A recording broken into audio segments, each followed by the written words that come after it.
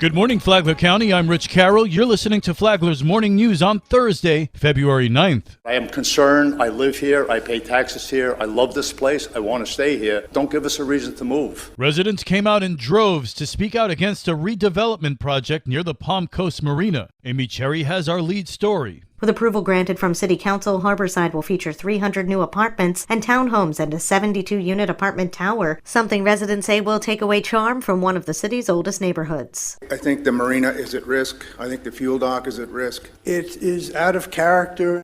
The planning board actually totally denied this plan. They were completely against it, and it was a real disappointment that you turned around and just voted to approve it conditionally. What's the deal? Why are you even considering this? The decision Tuesday to allow 300 more units is viewed as a concession from the city to developer JDI, who is no longer required to build a hotel, restaurant, or public sidewalk, so long as they keep the marina viable and provide access to a boat ramp. Vice Mayor Ed Danko voted for the proposal. I've never voted for a tax increase, and I never will. Right now, 92% of our tax revenue is collected from your homes. So for us to bring in a few more $1 million and some more workers and some impact fees, I think is a good way. And yes, we're going to grow. That's a fact of life. And I know some people don't like growth. But with that growth, as the applicant's attorney said, we will have some increase in traffic. That's life. Things change. Councilwoman Teresa Carly Pontieri voted against the redevelopment project. We have a code for a reason. We have density requirements for a reason.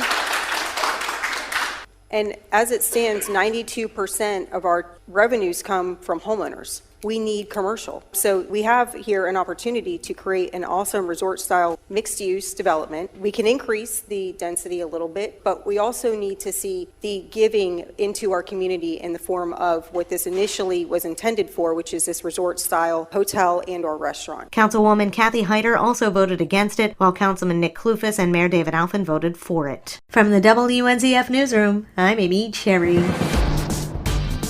This local news is a service of Flagler County's Toyota dealer, Beaver Toyota, US 1 St. Augustine, here to wow you. A permanent tax exemption on all baby and toddler necessities, diapers, baby clothes, shoes.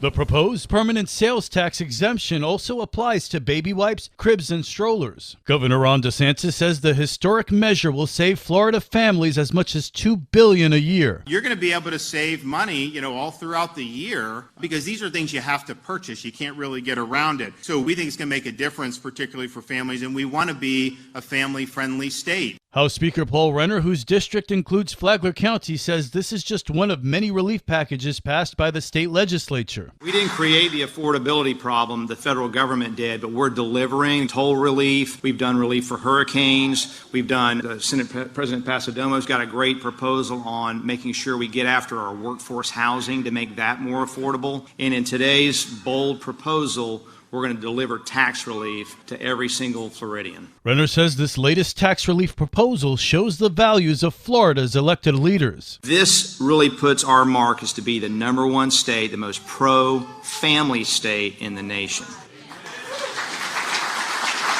And I really believe at the bottom of my heart as a conservative that if you have strong families, a lot of social problems in this country will go away. And if you undermine families, we can't build enough government to manage the chaos. It was another busy weekend for Flagler County Sheriff's deputies. Among the hundreds of calls answered over the weekend for law enforcement, there were several standouts, including a Cocoa Beach man who broke into a local gas station and left behind his debit card on the counter. Flagler County Sheriff Rick Staley. And he decided to burglarize the closed business. Deputies responded to a burglar alarm, and when the owner of the business arrived, they viewed the video surveillance and observed who they recognized as being broken down nearby after a car fire. Then a traffic stop led to a narcotics arrest in Bunnell. The driver, Thomas Workman Jr., was found to be driving without a valid Florida driver's license. He was also found to be in possession of marijuana, fentanyl, and oxycodone. Both criminals were booked into the Perry Hall Detention Center and have received court dates after posting bail. For Flagler's Morning News, I'm Karen Johnson. And now you're up to date on Flagler's Morning News. I'm Rich Carroll.